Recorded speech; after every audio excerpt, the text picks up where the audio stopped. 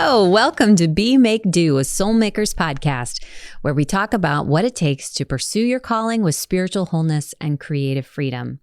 I'm your host, Lisa Smith, and I'm here with my producer, Danny BH. Hello, everyone. We're going to continue our conversation about the wise-hearted ones in Exodus and the story of the tabernacle creation as the prototype of the artist's call.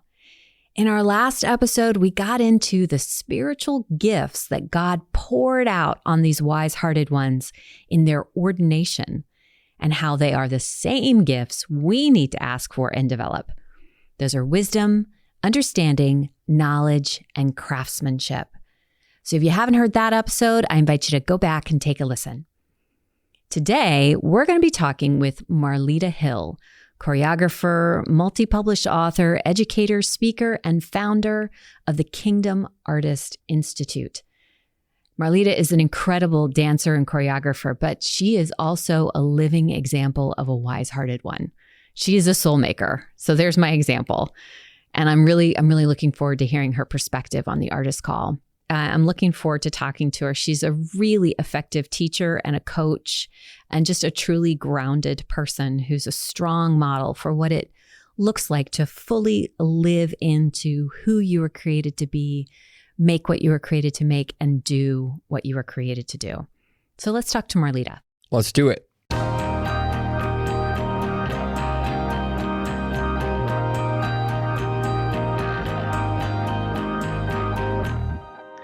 Well, hey, Marlita, thank you for joining me today on the Be Make Do podcast. Hello. It's great to see you. Thank you for having me. It's great to see you as well.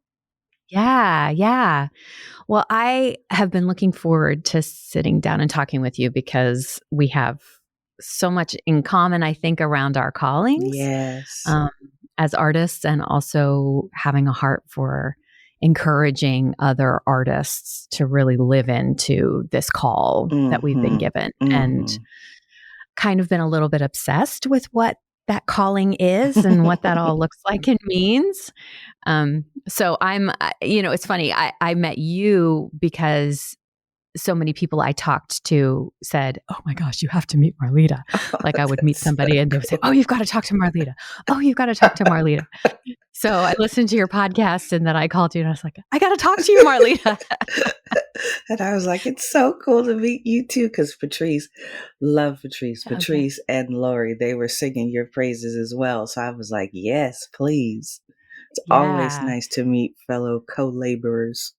Yeah, that's what's so cool is it's almost like the more you reach out and connect, the more, which can be intimidating. Yes. But yes, it actually is really encouraging to kind of have that meeting of the minds and feel, oh, I'm not alone. Yeah. I'm not alone either. And we've It's had really some nice. great conversations together since then. So Yeah.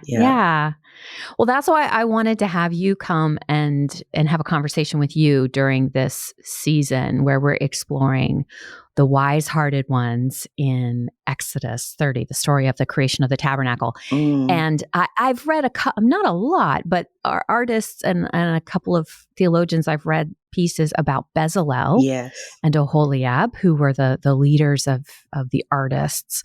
But part of what we're exploring is there were hundreds of artists who were involved in that project. yeah. And the Bible calls them wise-hearted. Like that's how the skillful artisan is literally described is wise-hearted. So that idea of like meeting, that you're really, really good. Like you have this deep sense of knowledge. It's a skill beyond just like you're good at it. You've really committed yourself on a number of levels to it, but also this deeper, I think it's definitely implied in the text, this deeper commitment and connection of your heart to God's heart. And so they were responding to a call from God that was calling forth all they had to offer, and they brought all that they had to offer. Yeah. And I think that is kind of the waters that you and I swim in when we think about artists and think about encouraging artists as understanding that it is a calling, and what does that calling look like specifically to artists who are working in the professional industries, not Yes. just in a church or Yes. worship setting, but just as an artist. So yeah, so that's kind of the setting for this conversation. But I really want to start by talking about you. I'd love for you to share with our audience about your call. You're a dancer, but and a coach and a teacher, and you're a fabulous teacher. Thank on you. your podcast. It's I love your teaching. Thank you. So anyway, yeah, tell us a little bit about how you kind of found yourself into your call as a dancer first, and how all that kind of came to be. Art was never on my mind. God brought art to me. There was this program at my church called BOSS, Building on Spiritual Substance, and they would teach youth entrepreneurial principles based on the Bible. And it was a beautiful couple, Al and Hattie Hollingsworth, who ran that, and they had a resort up in the Idlewild Mountains in Southern California, and it was a retreat center for Christians. And so every holiday and certain days, they would have these carnivals. And I would go with my trainer and his wife to these carnivals. And one day there was this dance ministry there called the Hush Company. Now, my family took us to all kinds of cultural things, the theater, dance concerts, all kinds of things. And that's how I knew I wasn't interested. I enjoyed being with my family and it was cool, but it wasn't like I never saw it. I don't remember ever seeing it and going, oh my gosh, that's something I want to do. I was a bookworm. I actually wanted to be a psychologist. But 15 years old, there was one weekend at Al Hattie's, and this dance ministry called the Hush Company was about to minister. And I had never heard God speak to me before that. I grew up in a church where I knew God spoke to people, but I thought he spoke to adults. So I wasn't expecting him to speak to me. And I heard this voice say, go watch. And I didn't know what it was. I didn't know it was a who. And I thought, I don't want to. And it said it again with just a little more pressing, like, go watch. And it said it a third time. And each time it's, this voice came, there was this further little pressing. So finally I relented and I went over, and I don't know what it was that made me respond to this voice or what, but I finally went. I guess I figured it wasn't going to leave me alone. So I went and I sat down, and I had a little bit of an attitude, and I sat down and they started ministering and dance. And it was like an elephant sat on my chest. I was transfixed, like tears were streaming down my eyes. I couldn't move. I didn't know what in the world was going on with me. I had seen dance before, and I never experienced anything like that. And one of the program mentors, she saw God dealing with me. And so after they finished ministering, she asked me if I wanted to meet them. And I was like, yes. So I went upstairs to pray with them. And then I was at rehearsal on Tuesday. Wow. And that is how I started dance. I danced with the Hush Company for 8 years. And that's where I discovered that I had a gift for dancing, and particularly for teaching and choreography. So I started with them at 15, and then I danced with them into my, very early 20s. And when I was college age, the Lord told me to go to school for dance. And so I did, and that launched a 9-year journey of me trying to get into school. It took me 9 years to get into a dance school. I finally got into a bachelor's dance program at 27 and graduated at 30. So that is the beginning of my dance life. Yeah. Wow. Yeah. So that's a really incredible story, because you are a fantastic dancer. Thank you. I've seen your work and your interpretive capacity, and it's really beautiful and moving. Thank and you you. can you can really tell that there's so much behind all of that. And it is interesting, your story. You go from, I was exposed to the arts and that's how I knew I wasn't interested, that it wasn't for me, Yeah, it was cool. It to, was beautiful, but just nice, it I like didn't to pull see me it, like that. Yeah. to like being so moved by it that, a couple days later, you're in the company and now you're a dancer for the Hmm. rest of your It life. changed my And entire in life. a dance ministry situation. But then there's this transitional period into kind of feeling called to, okay, go get professional training. Hmm. But it took you said 9 years to get into 9 a years to program. get into a program. Yeah. So what made you not give up? Like, what made you Oh, pursue? I mean, I that's a strong tried. thing. I tried Yeah. many times. Many times I tried. Because I was like, Lord, I don't they did you tell them that you told me to go to school? Right. No, I tried. I tried to stop and go to my church had started like a seminary. I tried to go to Mhm. seminary. I tried to stop. I write about it in my book Defying Discord, where I say, my family was very creative in their disappointment in my choices. Because, an artistic dream is cute at 21, 22, Right. 23. I'm hitting 24, 25. My friends are getting masters, married, having second, sometimes third children, Hmm. and I'm floating around with this dream that God told me. And I'm broke all the time, obviously, because I would work these, flexible jobs that would give me a chance Hmm. to go and do an audition, or that gave me flexibility to do what I needed to do. Um, I was a writer. I've always been a writer. I was a great speaker because of speech. So my family felt like I was wasting my gifts, but I was like, it has to Mm. be dance. It has to be dance. Wow. I can't explain it. And I remember um, one of my family members, I can't remember who it was, but we had gotten into a particularly hurtful conversation. And I was like, I'm not going to let them see me cry. But I went around the corner and just Mm. bawled my eyes out because I was like, Mm. Lord, all I'm trying to do is follow what you said.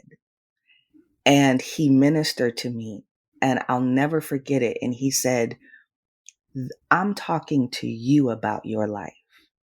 I don't talk Hmm. to them about your life. So they can't see what you see, right? To Wow. them, it looks like you're going off a cliff, you're wasting your life, whatever, right? To them, because they can't see what you see. It's not that they're against you, they don't understand what I've given you. And Yeah. I was like, oh, okay. Um, and that helped a lot. And he surrounded me with people who did see what God gave me and did speak Hmm. life into me. And so if it wasn't for those people, when my family didn't have the capacity, uh, Right. it would have been very difficult. But those things in combination, I mean, I still tried to quit several times. It was 9 years. Oh my gosh. How many no's Yeah. can you take? Um, yeah. And you're going from, I mean, I think it's also interesting, this going from, you discover dance within a dance ministry context Mm-hmm. and having not had any dance training or experience before that. Mm-mm. And then you're like, okay, I'm going to go pro and I'm going to do what it takes to go pro. Mm-hmm. And that's not easy for anybody. No. And I was But older, so it yeah. was even So harder. you've Yeah. got this. I mean, I do think, what do you think that's about? Because I think this is tied into your ministry as well, Mm-hmm. um, to going into that professional environment as opposed to, like, what was it that was about your call that was calling you out of that dance ministry arena into a slightly different arena? Yeah. Context. Yeah. It was Yeah, it context. was totally the Lord. It was totally the Lord putting it on my heart because I wouldn't have pursued it otherwise. I honestly thought dance ministry was my thing for life. Um, Hmm. one of the things I say is without God, I don't have an art life. This was his idea from the jump. And the whole time, all I've been doing is following him. I wasn't thinking about this before he said anything. And it's interesting because in talking to artists, so far I only have like 2 entry points and of artists. And so some artists, stories that I hear, so far I can only think of 2 kind of orientations, but some artists, they know they're artists when they're young. Like it's very clear to them when they're young, and they grow up knowing that that's a path for them. And their journey in our kind of work is like, Lord, is this okay for me to do it the way I see it? Right. Their journey is navigating through family and, social circles and perceptions of what they're trying to do. That's their journey. Then there are other people like me who I didn't know. I didn't know this was going to be my path. This path came to me, and my journey was constantly like, Lord, show me who this artist is that you say I am. You said I was an artist. So who is this person? Right. And so, I went into that context because he led me there. He was the one who said, go to school. He was the one who said, now start talking to these people. And it brings to my mind where, the Bible talks about the Lord enlarging our tents. And that is how I've seen him over my life. Enlarge my tent, enlarge the scope of the territory that he's given me to address and experience and be able to play in and grow in. It started with dance ministry. Then he brought my work out into, the professional context. So working with dancers in community settings, academic, commercial, those kinds of settings. And then he had me talking not just to dancers, but to artists in general. And then he started adding other stuff. So that's just the trajectory of my life, which I'm sure you can attest to in yours as well, where you start in one place, but if you continue following the Lord, you see him continue. Like, did you think you would be doing podcasts and writing? No, exactly. I did not. None of us do. But that is the beauty of following the Lord, is that he exposes gifts within you that you didn't know you had, right? And leads you into journeys that you didn't know you had the capacity to go into. So that's how my life was.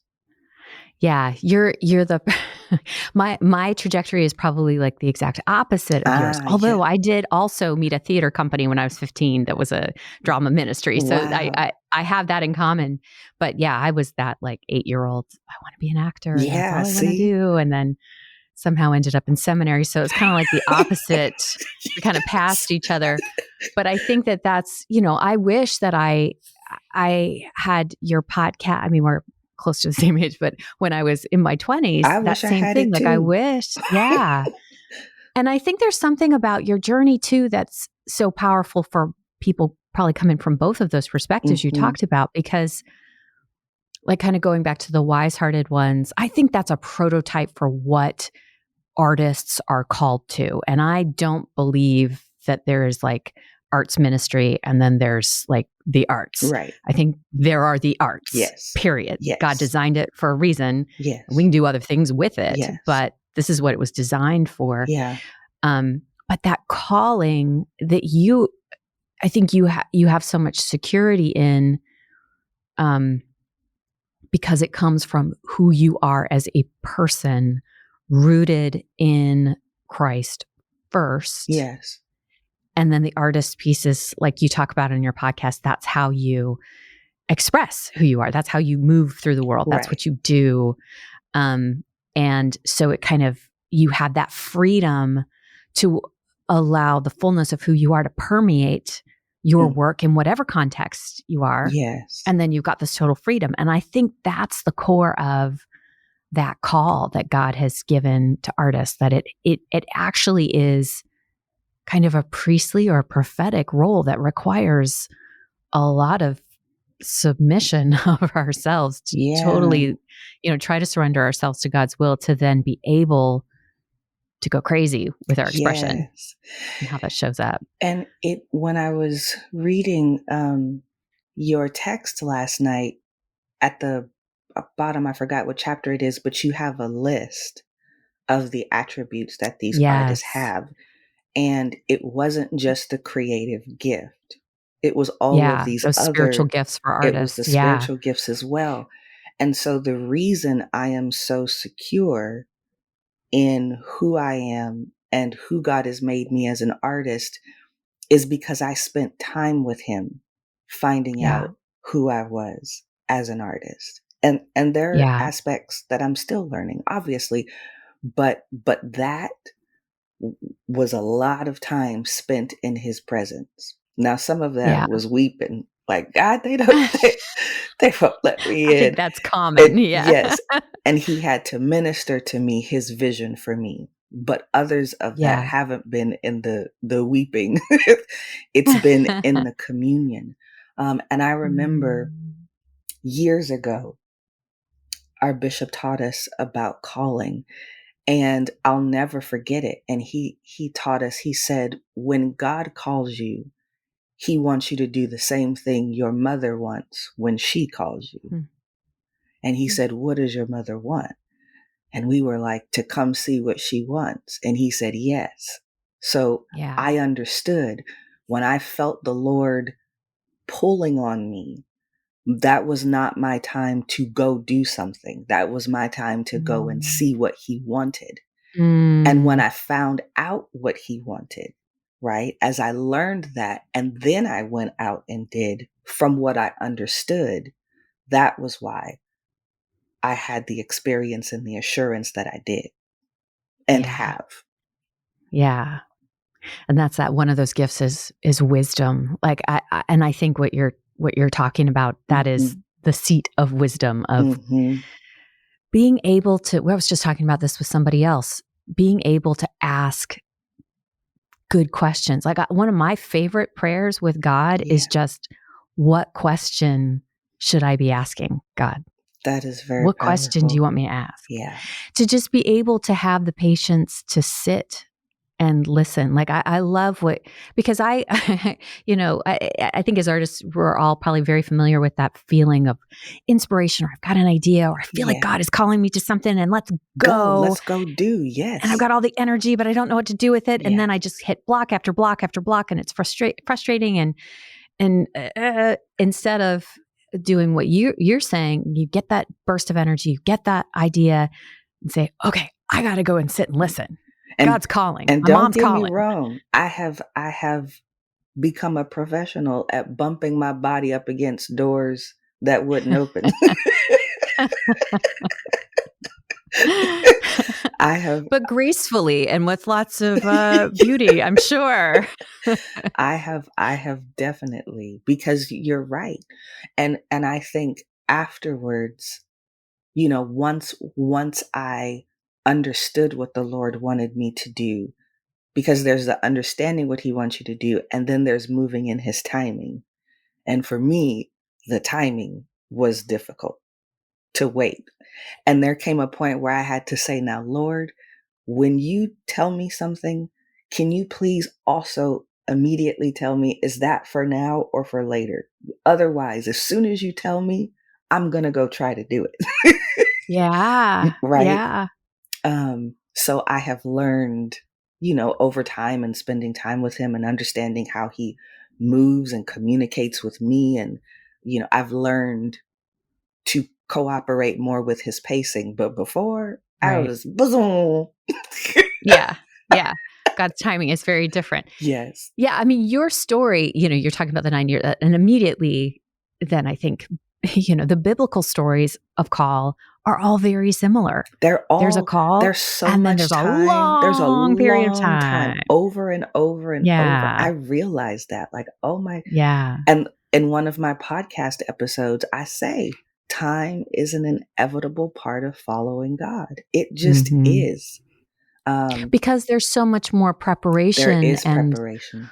Learning to lean on him in order, and like you talk in your one of the episodes of your podcast, um, how that you or it, sorry, Oh, that's okay. being able to use the gifts that you've already given, like with Moses, Yeah. and God, and Moses is like, I can't go talk to Pharaoh. Who am I? I don't know. I Yes. don't think I have what it takes. And God says, well, what have you got in your hand? Yeah. You've got that staff, and your whole story about pointing towards what you already have. Mm-hmm. But Yes. it's like, okay, now God's going to show you how to use that in a new way. And it's really interesting because I was thinking about that. And I remember thinking about like a garden and how you Mm. have all of these flowers and trees that bloom at different times. Mm. You have like the daisies and the roses that bloom young. And I think of people who, I'm 45 now, and I was like, man, I missed the 20 under 20, 30 under 30, and 40 under 40. I've missed. Maybe I'll get to the 50 over We 50. need to institute 50 over 50. I like that. Let's do I've that. I've missed them all, but it was interesting because my friend goes, Marlita, you're an oak. Mm. And I was like, oh, so it takes me a long time to blossom, but my roots are strong and they last for generations, right? And it's interesting because whether we quote unquote bloom late or bloom early, there are parts of that path for us to navigate. Because people who have peaked and bloomed early, they have to deal with, now what's the rest of my life about, right? And us oak people have to deal with, oh my God, is it ever going to happen? Is it too late? We got to tap into that Caleb spirit. You Yeah. know what I Yeah. mean? Of, no matter how old I am, I'm going to be as strong when I finally get into it as the day God showed it to me.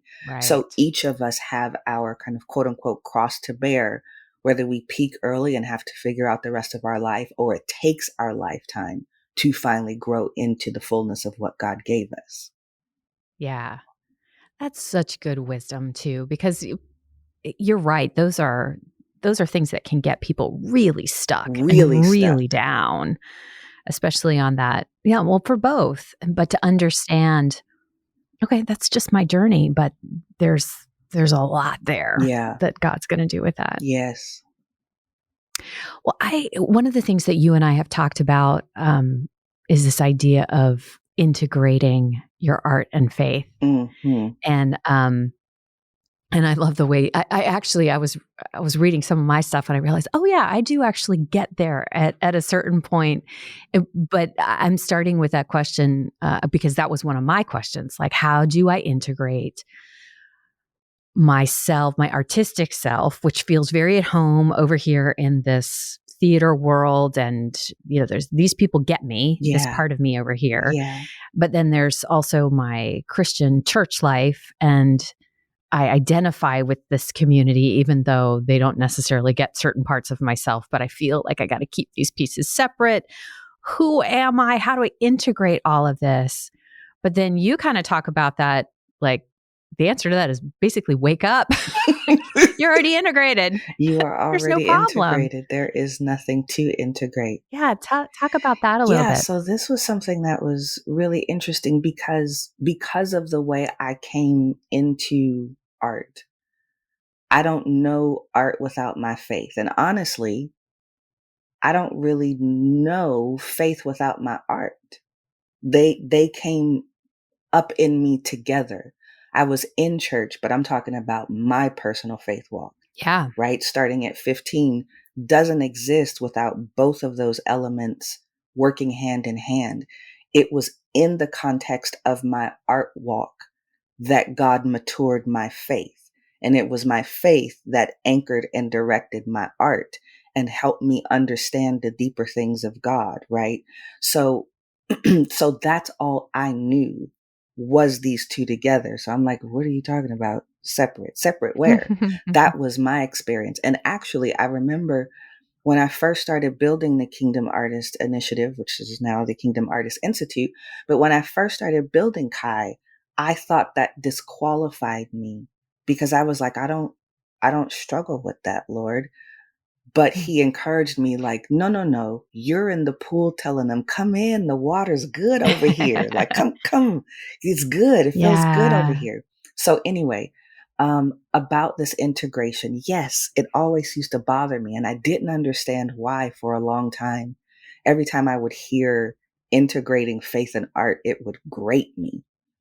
And finally, I came to realize, I understood there when Christ redeemed you and us, he redeemed us totally and completely. So there is nothing about us, if we are Christ's and in Christ, then there is nothing about us that redemption doesn't cover. Not one single thing. So there is nothing separate. What I've come to realize is we need to stop separating our practice. So you and I are not separate, but we are separating our practice. And that's what we need to allow to come together. And so my work started out of the Lord showing me and me seeing and talking to artists, what are the things that we think? What are the things that have been said to us that lead us to believe that the only way our faith or art can survive is by separating them in our practice? Right? Mm-hmm. It was encouraging artists, you can stop that work. Put your arms down and just let it go. Just let them live Right. with one another because God gave them to you to nourish one another and grow together and experience that fullness, that wholeness. Um, Yeah. and as kind of an image or metaphor, he gave me H2O, right? Hmm. H2O, no matter what environment it's in, is H2O. You know, if it's in a hot environment, it manifests itself one way, right? As steam. Mm-hmm. If it's in a cold environment, it manifests itself as ice. If it's in a tepid environment, it manifests itself as water. So the characterization it takes on might change depending on the environment it's in, right? In a Yeah. way that's germane to that environment. But at its core, it is what it is, and that doesn't Yeah. change. And so just because in, at a dance studio, the part of me that manifests and takes primary expression is my artist self, right? The artist part of myself. That doesn't mean I have to change who I am. Right. I'm not two different selves in two different bodies living two different experiences. No. I'm one body, Yeah. one experience, many parts. Yeah. And those parts take on expression freely, interchangeably, sometimes at the same time, depending on where I am. So, when I first started Kai, the the that charge was to encourage artists. You don't have to fight against these two. Let them live together. That's Mm-hmm. God wanting you to experience that wholeness. But recently, I have felt to pivot to more of, okay, now that we know that, how do we live it? What's it look Mm-hmm. like to actually let those parts work together Yeah. in our practice?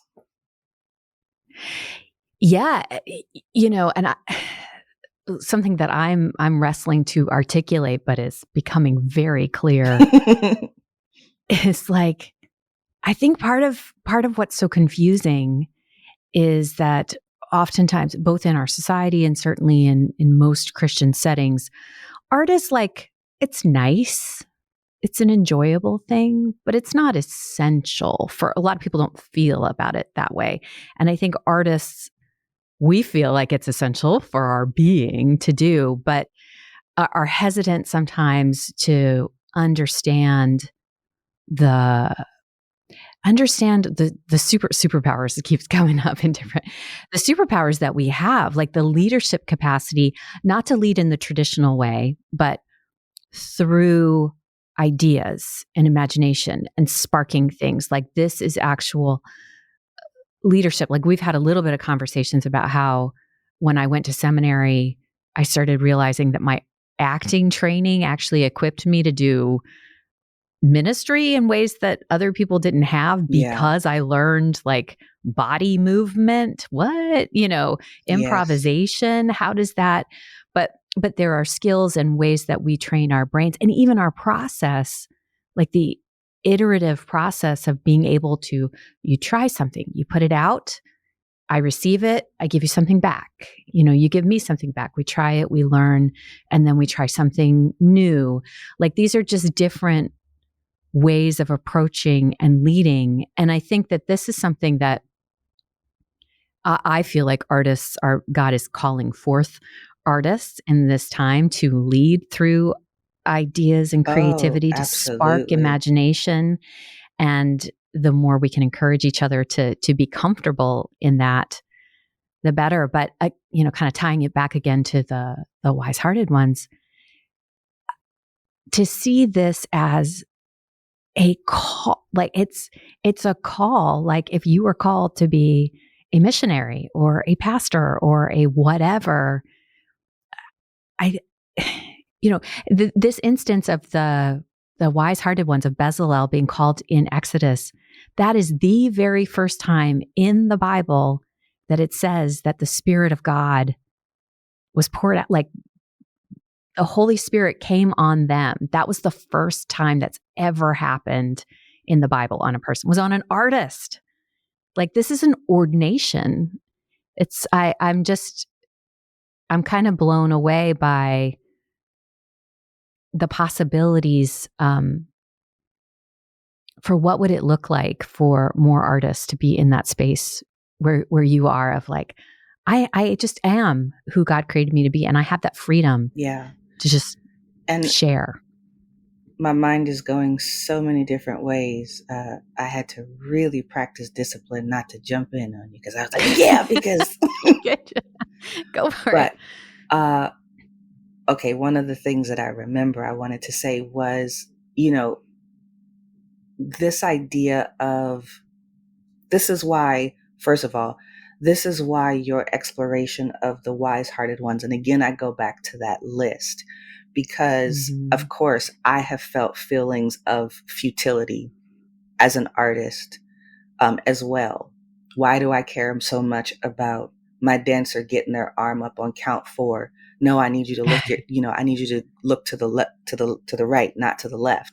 Like, when we're creating art, we can get caught up in very, very, minute details. And sometimes that can seem silly when we look up and it feels like at times our world is crashing and falling apart before our very eyes. But that's why it's important for us to fully be that wise-hearted one, that full list, not just the Yeah. creative gift, but I need you to also come with the internal spiritual things that I'm giving you. Because one of the things that the Lord showed me early on when I was developing Kai is, any art life can be a vessel for the Lord, can expand the kingdom when you do certain things, right? When you do certain things. And one of the things he gave me, this PPP framework, right? There's the person, which is who you are. So that's my spiritual maturity and who I am as an artist coming into my artistic practice, coming into, right, making art and being a citizen in the world, that kind of thing, who I am. Then there's my process, which is how I go about doing things, how I make the art, how I make business decisions, how I deal with my cast, right? How I take space in the world. And then there's also the product, the actual art that I make. And if we are walking with the Lord in each of those areas, something that he's been dealing with me recently is, if you follow me, then I will be seen in your choices and I will be experienced in your life and choices.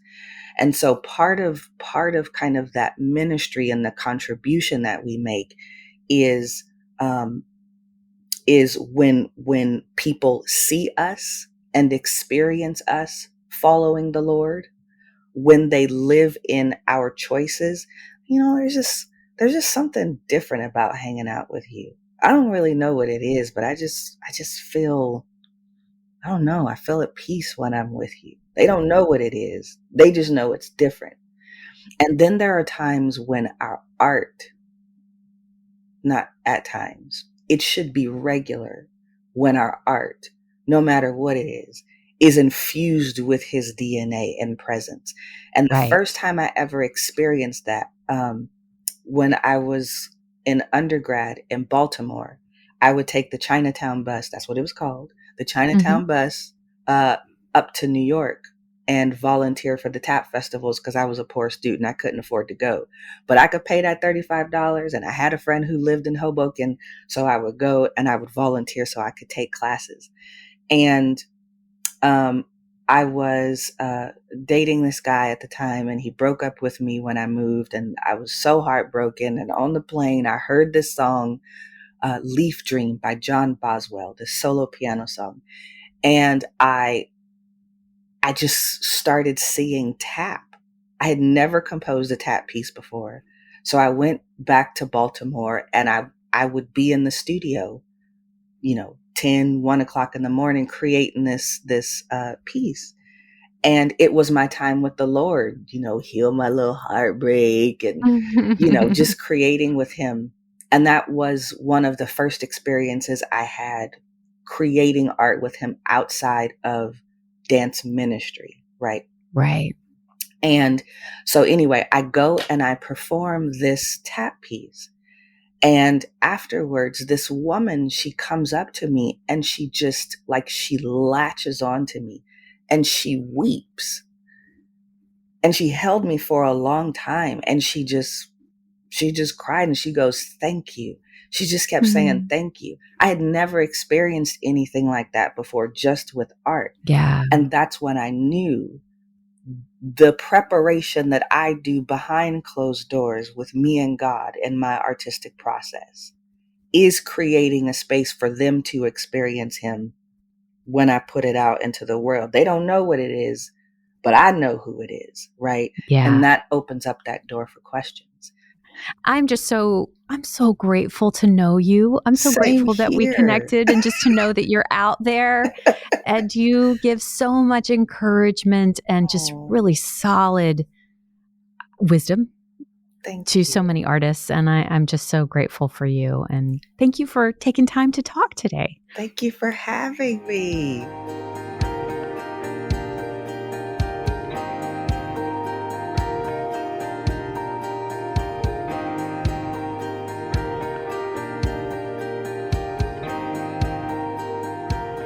Spending time with Marlita is always so encouraging. I think what I really enjoy talking to her about is how she's so grounded in who she is. She's just such an example of that. Once you are fully grounded in who you are and who you are in God, and you got that, it's like she just doesn't even think about the rest. It doesn't need to, she just is who she is, and then that just pops out in whatever she does. And I guess I'm just on this quest right now for kind of trying to define what a Christian in the arts is, or even what that phrase should be. For me, what caught on about everything you're talking about and what it is to be a soul maker, I think sharing the story, telling the story, and we got the story. She told us right up that she heard this loud voice 3 different times telling her to go watch this thing. And I think a lot of us Christians have been in those moments before where we actually we have heard voices, and not in a funny way, but we heard that voice. And it's always something simplistic. It's not like, do this, do this, do this. It says, come closer, listen, go watch this, listen. Why aren't you doing this? Why should you do, that type of thing. And for her to be vulnerable on this podcast and say that and say, this is how it all started, and giving us the spiritual part of it, which opened up the door to the creative, artistic part of her that she was about to live out her entire life up until this very moment and so on. Yeah, I thought of you too, because she talks about how it was through her art that she has developed spiritually. And that was a conversation that we've had a little bit, that's kind of intriguing to you. And it is to me too, of like the ways that being involved in art making actually draw us closer to God. Yeah. I always feel like there's a lot more noise and good interruptions besides the music that you're making and writing on a spiritual level, right? I'm hearing things, I'll hear things that I've never heard before. Right. In a spiritual, I wouldn't say awakening at this point, but in the early stages, And now when I hear that, it's confirmation. Right. And that I'm still able to communicate with God through the arts and music. Yeah. Yeah. Stop crying. Just joking. So beautiful. Well, we will put all of Marlita's info in the show notes so everybody can check out your books, her podcast, her courses, her coaching, everything that she has to offer. And in our next episode, we're going to talk about the 3 other gifts God gives Bezalel and the wise-hearted ones to support them in their work: a community of support, a framework and structure in which to live and work, and the ability to teach and lead others through their art. We hope you enjoyed the show. Thanks for listening. See you soon. Thanks for listening to Be Make Do, a Soulmakers podcast. If you enjoyed this episode, please leave us a rating on Spotify or a review on Apple Podcast. Want to join the Soulmakers movement? Sign up for our newsletter at soulmakers.org. All links and resources for this episode can be found in our show notes.